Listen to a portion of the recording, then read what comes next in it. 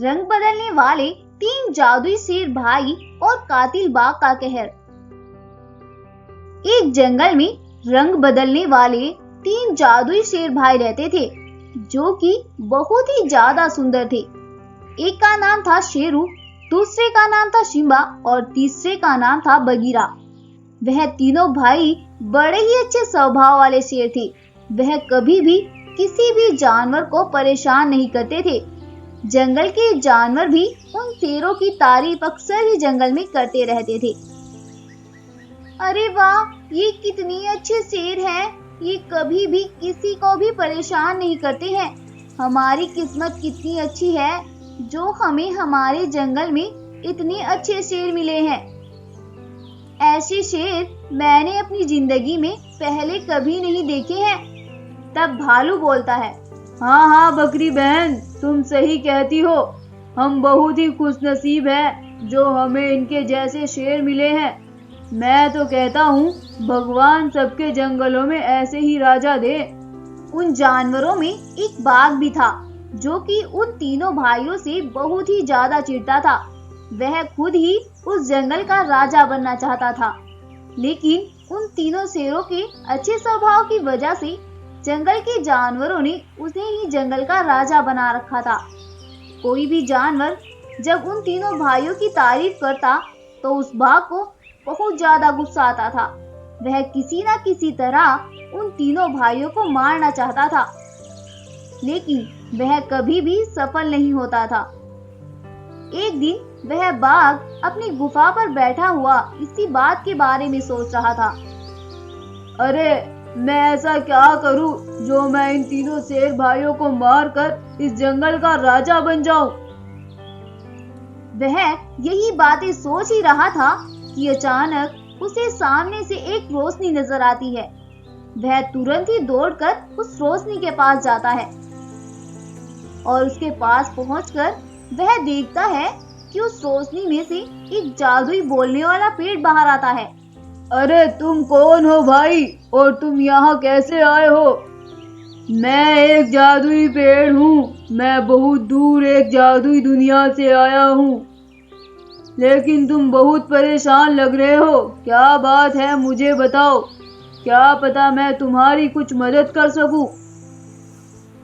अरे क्या बताऊं पेड़ भाई, हमारे जंगल में 3 रंग बदलने वाले शेर रहते हैं, जिनके पास बहुत सी शक्तियां भी हैं। वह जब भी चाहे कैसे भी रंग बदल सकते हैं। मैं इस जंगल का राजा बनना चाहता हूँ, लेकिन मैं ऐसा अकेला तो नहीं कर सकता। क्या तुम मेरी मदद कर सकते हो? तुम्हारी समस्या तो बहुत ही बड़ी है। मैं तुम्हें कुछ शक्तियाँ देता हूँ जिनकी मदद से तुम और भी ज्यादा ताकतवर हो जाओगे। और फिर वह पेड़ उस बाघ को कुछ शक्तियाँ देता है। फिर वह बाघ अपनी गुफा पर वापस आ जाता है। अपनी गुफा पर पहुंचकर वह एक प्लान बनाता है। अरे उन तीनों भाइयों को मैं एक साथ तो नहीं मार सकता।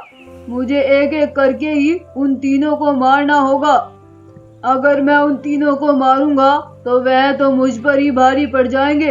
ऐसा सोचकर वह फिर से जंगल की ओर निकल पड़ता है और वह दूर से ही उन तीनों भाइयों की गुफा को देख रहा होता है कि तभी वह देखता है कि बगीरा और सिम्बा शेर भाई किसी काम से कहीं जा रहे हैं और उनका एक भाई वहीं पर ही है।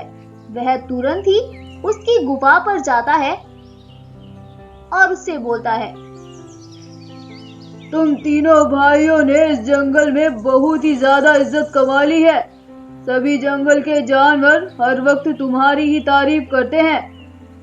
मैंने सोचा क्यों ना मैं तुम तीनों भाइयों को मार ही देता हूँ। इतना कहकर वह शेर शेरू पर हमला कर देता है और उसे वहीं पर मार देता है। थोड़ी देर के बाद जब सिम्बा और बगीरा वापस गुफा में आते हैं तो वह देखते हैं कि उसके भाई शेरू को किसी ने मार दिया है और वह जोर जोर से चिल्लाने लगते हैं, मेरे भाई शेरू, तुम्हारा ये हाल किसने कर दिया है? अगर हम तुम्हें गुफा पर अकेला न छोड़कर जाते तो ऐसा तो ना होता। और उधर बाघ अपनी गुफा पर बहुत ज्यादा खुश होता है और वह बोलता है, आज तो एक कांटे को मैंने रास्ते से हटा दिया है, अब 2 बाकी कांटे हैं, उनका भी नंबर जल्द ही आएगा। अगले दिन वह बाघ फिर से वहीं पर जाकर चुप चुप कर उन दोनों भाइयों को देख रहा होता है कि आखिर कब उन दोनों में से कोई एक अलग हो जाए और मैं तुरंत ही जाकर किसी एक भाई को मारूं। कि तभी बगीरा को प्यास लगती है और वह पानी पीने के लिए जाता है। उसको जाते देख बाघ तुरंत ही भागकर उसके पास जाता है और उसे भी मार देता है। लेकिन अब की बार उसे ये सब करता हुआ एक चीता देख लेता है। चीता तुरंत ही भागकर बगीरा सेठ के पास जाता है और उसे सब कुछ बता देता है। ऐसा सुनकर बगीरा सेठ भागकर अपनी गुफा की ओर आता है और वह देखता है कि उस बाघ ने सिम्बा शेर को भी मार दिया है और वह बाघ वहीं पर खड़ा हुआ था। उसे ये सब देखकर बहुत ज्यादा गुस्सा आता है। तभी बाघ उससे कहता है, अरे तुम भी आ गए, चलो कोई बात नहीं, मैं तुम्हें भी आज ही यहीं पर मारकर इस जंगल का राजा बन जाऊंगा। तुमने ये अच्छा नहीं किया, अगर तुम्हें इस जंगल का राजा बनना ही था तो तुम हमें बता देते, हम तुम्हें खुशी खुशी राजा स्वीकार कर लेते, लेकिन तुमने ये अच्छा नहीं किया, अब मैं तुम्हें नहीं छोड़ूंगा। और बगीरा तुरंत ही उस पर हमला कर देता है और बाघ उठने की बहुत कोशिश करता है, लेकिन बगीरा उसे उठने का भी मौका नहीं देता और अंत में वह बाघ वहीं पर मर जाता है।